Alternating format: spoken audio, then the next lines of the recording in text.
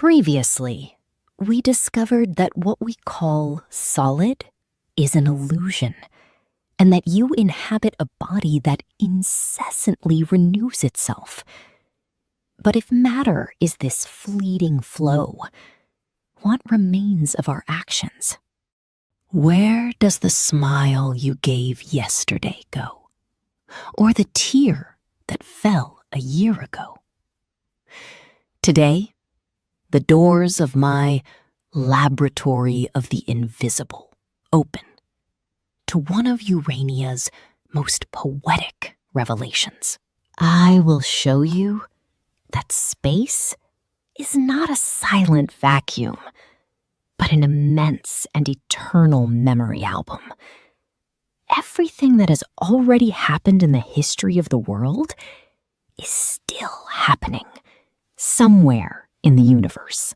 Everything, every battle, every kiss, every secret still persists.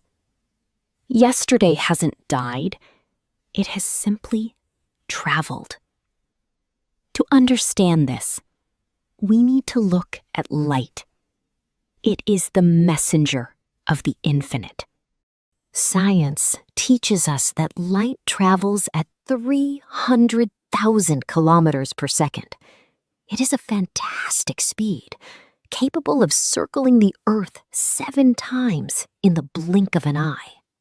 But in the immense vacuum of the cosmos, this speed is slow.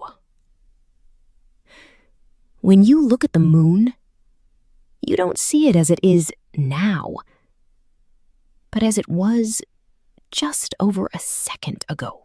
The sunlight touching your skin took 8 minutes to get here. If the sun went out at this exact moment, you would still see it shining for 8 full minutes, ignorant of the end of a star. This delay is our key. The further we look into space, the deeper we dive into the past. Neil, my mentor, used to say that there are no telescopes, but rather time machines. If we were now on a star, located 100 light years away, and had a telescope capable of focusing on the Earth's surface, we would not see this laboratory. We would see the world of a century ago. We would see our great-grandparents as young dreamers, living lives that, for us, have already ended, but that for the light of that star are just beginning. Urania took me in one of those lucid dreams to the depths of the ether. As we moved away from Earth, history receded before my eyes. When we reached the distance of 18 light centuries, she expanded my vision. I saw Gaul in the time of Julius Caesar. I saw the Roman legions marching. I heard the clamor of the war for independence by Vercingetorix. That was not a recording. It was the real image of Earth, leaving 18 centuries ago. Understand the weight of this. The history of all worlds is currently traveling through the sky without ever completely disappearing. Past acts are indestructible within the heart of the infinite. What we call vacuum is in fact a reservoir of images where time dilutes. Nothing is lost. Every gesture of yours at this very moment is beginning its eternal journey to the stars. This leads us to a melancholy but liberating realization. Many of the stars you admire in the night sky may no longer exist. They may have exploded in supernovas thousands of years ago. But their photograph continues to travel, crossing the vacuum to find your eyes tonight. We are surrounded by ghosts of light. If our physical images are eternal, what can be said of our anemic forces? If light doesn't let a fact die, why would nature let a soul disappear?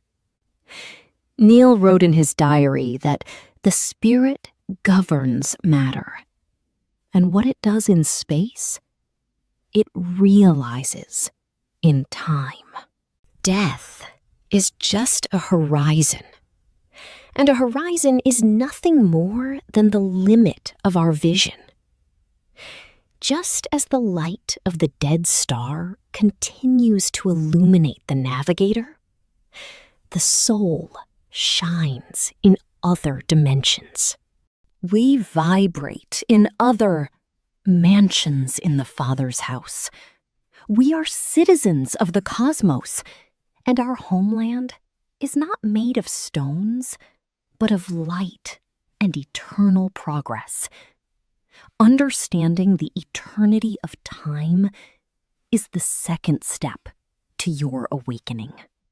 The real, as I always say, is the invisible. But if the universe keeps our images and space connects us all by invisible threads of attraction, how can we communicate with those who have already crossed the veil? But if the universe keeps our images, how does our self process this eternity? Reality is the invisible. But what happens when a scientific genius reaches the limit of reason and faces the abyss of nothingness? Where lies the force that prevents us from vanishing into dust? In the next episode, I will introduce you to the man who taught me to see the invisible. We will dive into Neil's tormented mind and discover how the study of the brain led him to the definitive proof of the soul. I'll see you in Neil and the Crisis of the Soul. Until then, keep looking at the stars, knowing that they are also looking at you. This is Dr. Adrienne in her laboratory of the invisible. Subscribe to Urania Series to continue your ascent.